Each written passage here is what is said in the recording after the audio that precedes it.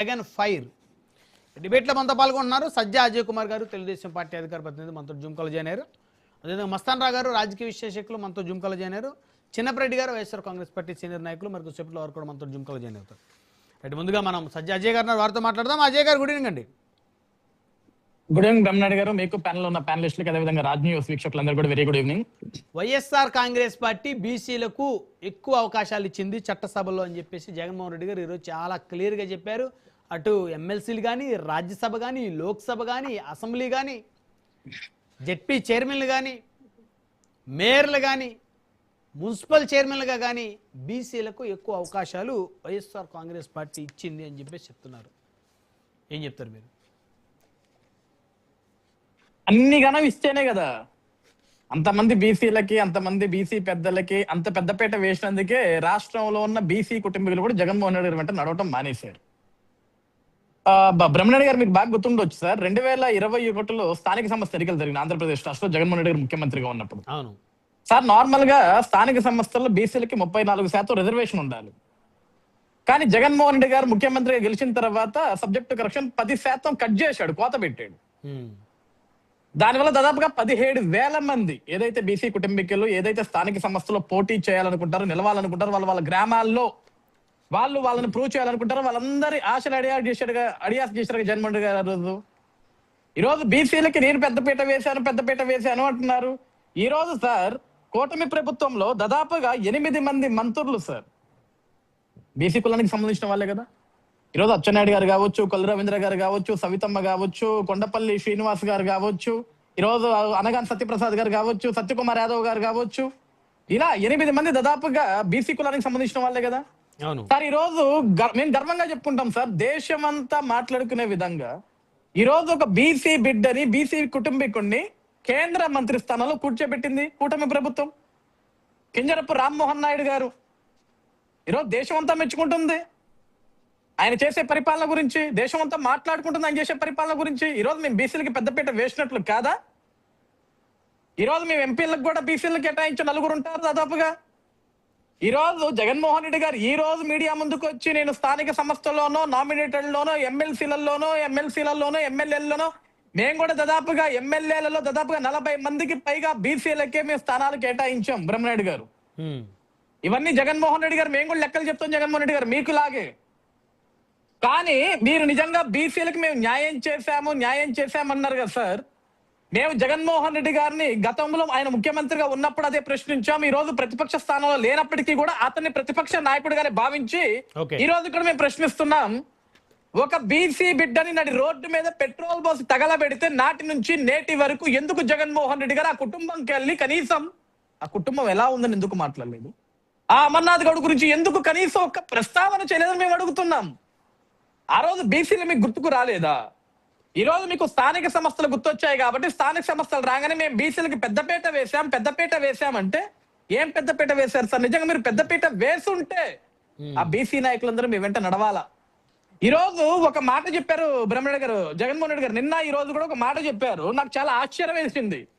స్థానిక సంస్థలలో ఎక్కడా కూడా ఏకగ్రీవాలు జరగకూడదు, ఏకగ్రీవాలు జరిగిన చోట ఇప్పుడు ఎవరైతే ఇన్ఛార్జ్ గా ఉన్నారో వాళ్ళకి ఎమ్మెల్యే టికెట్ కూడా ఇవ్వను అని వాళ్ళ నాయకుల్ని ఆయన హెచ్చరించాడు. అంటే ఏకగ్రీవాలు జరిగితే అంటే దాని అర్థం ఏంటంటే వీళ్ళు సీరియస్ ఎలక్షన్ చేయకుండా వైకాపా నియోజకవర్గ ఇన్ఛార్జీలు సైలెంట్ గా ఉండి క్యాడర్ని వదిలేసి లీడర్లను వదిలేస్తే వారికి ఇవ్వము అనేది వారి ఉద్దేశం.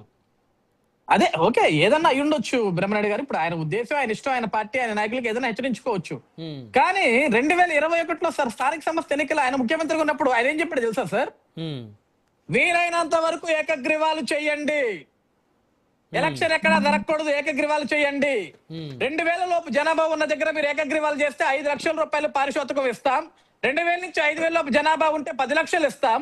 5000 నుంచి 10,000 ఉంటే 15 లక్షలు ఇస్తాం. 10,000 పైగా ఉంటే 20 లక్షల రూపాయలు అది కూడా ప్రభుత్వం నుంచి ఇస్తా, మీరు ఏకగ్రీవాలు చేయండి. ఈ మాట చెప్పింది ఎవరు సార్? ఆ రోజు ఒక ముఖ్యమంత్రిగా ఉంది జగన్మోహన్ రెడ్డి గారు కదా చెప్పింది అవన్నీ. ఒక బీసీ నాయకుడిని, యాదవ్ సామాజిక వర్గానికి చెందినటువంటి కారుమూరి నాగేశ్వరరావు గారిని అరెస్ట్ చేశారని చెప్పేసి మాట్లాడారు. ఆ అంశం ఎలా చూస్తారు? దేనికి అరెస్ట్ చేశాం సార్? దేనికి అరెస్ట్ చేశారు? లిక్కర్ నాగేశ్వరరావు గారు అదే ఇప్పుడు ఆయన అరెస్ట్ అయింది లిక్కర్ రవాణా కేసులో, ఆ డబ్బులు ట్రాన్సాక్షన్ రవాణా కేసులో ఆయన అరెస్ట్ అయ్యాడు. ఈరోజు జగన్మోహన్ రెడ్డి గారు వచ్చి మీరు ఒక యాదవ సామాజిక వర్గానికి సంబంధించిన వ్యక్తిని మీరు అరెస్ట్ చేస్తారా అంటే, సార్ సామాజిక వర్గం మ్యాటర్ కాదు జగన్మోహన్ రెడ్డి గారు ఇక్కడ. ఆయన ఈరోజు యాదవ కులమైనా, కమ్మ కులమైనా, లేకుంటే రెడ్డి కులమైనా, కాపు కులమైనా, మినారిటీ కులమైనా, ఎస్సీ కులమైనా, ఎస్టీ కులమైనా తప్పు చేస్తే అరెస్ట్ చేస్తారు సార్. దానికి కులానికి ఏంటి సంబంధం జగన్మోహన్ రెడ్డి గారు? మరి ఆ రోజు మీరు కింజర పచ్చెన్నాయుడు గారిని అరెస్ట్ చేసినప్పుడు బీసీ కదా, కుల రవీంద్ర గారిని అరెస్ట్ చేసినప్పుడు బీసీ కదా. మరి ఈ రోజు ఏమైపోయింది సార్ ఆ మాట? ఆ రోజు మేము కూడా అన్నాం కదా, మీరు ఎందుకు సార్ బీసీల మీద కక్ష సాధింపని? ఇంకా ప్రూవ్ అయినాయి. ఆ రోజు వాళ్ళు ప్రూవ్ కాకపోయినప్పటికీ కూడా మీరు కావాల్సిన అర్ధరాత్రి గేట్లు దూకి, గోడలు దూకి, తలుపుల బద్దలు కొట్టి అరెస్ట్ చేయించారే. ఆ రోజు ఈ పెయిన్ ఏమైపోయింది మీకు? ఈ రోజు మేమేమి గేట్లు దూకలా, అర్ధరాత్రులు వెళ్ళాలా, తలుపులు బద్దలు కొట్టాలా, 100 మంది పోలీసులు వెళ్ళాలా, నోటీసులు ఇచ్చాం. ఏమండి మీరు పలానా కేసులో ఉన్నారు, ఈ విధంగా ఉన్నారని అరెస్ట్ చేశారు. అది తప్పైతే నిరూపించండి. కోర్టులు ఉన్నాయి, ఉన్నత న్యాయస్థానాలు ఉన్నాయి కదా. దానికి యాదవ కులం అని ఒక కులాన్ని తీసుకురావడం, కులాన్ని ప్రస్తావించడం ఎందుకు? మొన్న సిదిరప్పలరాజు గారి కుటుంబం దగ్గరికి వెళ్ళి కూడా కులాన్నే ప్రస్తావిస్తాడు. ఇప్పుడు నేను ఎవరైనా కుటుంబం దగ్గరికి వెళ్తే కులాన్ని తీసుకురావాల్సిన అవసరం ఏంటి బ్రహ్మణ్య గారు? నాకు అర్థం కావట్లేదు. మీరు మనిషి గురించి మాట్లాడండి, కులం గురించి మాట్లాడండి. కులం అనేది అంటే ఆ మనిషి ఇప్పుడు తప్పు చేయని వ్యక్తిని తప్పు చేయకపోయినా తప్పు చేసినట్టు వారి మీద కక్ష కట్టారు మాట్లాడొచ్చు. కానీ పలానా కులం అంటే ఈ కులం వాళ్ళనే అరెస్ట్ చేయాలి తప్పు చేస్తే అనే రూల్ మరి భవిష్యత్తులో ఏమైనా తీసుకురాబోతున్నారేమో అర్థం అవట్లా. ఇప్పుడు ఎక్కడో దాకా ఎందుకు సార్? నేను అసలు యాక్చువల్ గా జోగి రమేష్ గారి అంశం మనం మాట్లాడకూడదు. వాస్తవానికి ఆయన పర్సనల్ అంశం. అవును. ఆ కుటుంబంలో 100 జరిగి ఉండొచ్చు, అది మనకు అనవసరమైన మ్యాటర్. కానీ నిన్న కూడా జోగి రమేష్ గారు మాట్లాడితే ఏం మాట్లాడుతున్నారు? ఆయన కులాన్ని పెట్టుకొని నేను పలానా కులం కాబట్టి నా కులాన్ని తక్కువ చేయాలని చూసి నా కుటుంబం మీద ఈ రోజు మీరు అందరూ పడుతున్నారు అంటున్నారు. సార్ అది మీ కుటుంబ వ్యవహారం జోగి రమేష్ గారు. మీ కుటుంబంలో మీకు ఏమేమి ఉన్నాయో అది మీరు తేల్చుకోవాలా. మీడియాకి ఎక్కింది మీరు, మీడియాలో మాట్లాడుకుంటుంది మీరు, అది మీరు తేల్చుకోవాలా. దానికి కులం ఎందుకు వచ్చింది?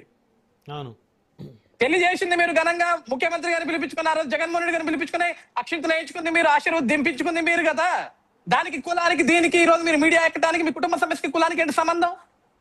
నేనేమన్నానంటే బ్రహ్మణ్య గారు, ఏ విషయం అయినా సరే జగన్మోహన్ రెడ్డి గారు ఈ రోజు కాదు సార్, ఆయన రాజకీయాల ప్రస్తావన మొదలుపెట్టిన దగ్గర నుంచి కూడా, ఈవెన్ 2014 ఆయన ప్రతిపక్ష నాయకుడు ఉన్నప్పటికీ, లేకుంటే 2019 ఆయన ముఖ్యమంత్రి అయిన తర్వాత కూడా ఏ రోజు కూడా రాష్ట్రంలో అభివృద్ధి గురించి మాట్లాడలేదు. ఆయన కుల ప్రస్తావన తీసుకొస్తాడు.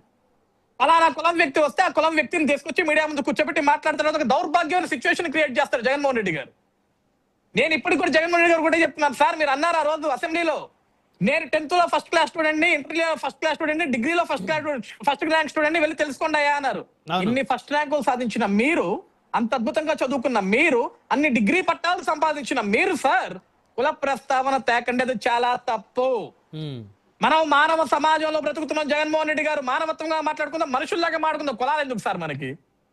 మీరు జగన్మోహన్ రెడ్డి, నేను అజయ్ చౌదరి, కానీ మనకి ముందు ఒక పేరు తగలబడింది కదా, మీరు జగన్, నేను అజయ్ అని. జగన్ అజయ్ అని మాట్లాడుకుందాం. మనకి ఎందుకు సార్ కులాలు? ఈ రెడ్డి చౌదరి పెట్టుకుంటే మాట్లాడుకోవాలా? నాకు సమస్య వస్తే నేను చౌదరి కులం కాబట్టి, నేను కమ్మ కులం కాబట్టి నన్ను తక్కువ చేస్తానని నేను చెప్పాలా వచ్చి? లేకుంటే మిమ్మల్ని తిడితే రెడ్డి కులం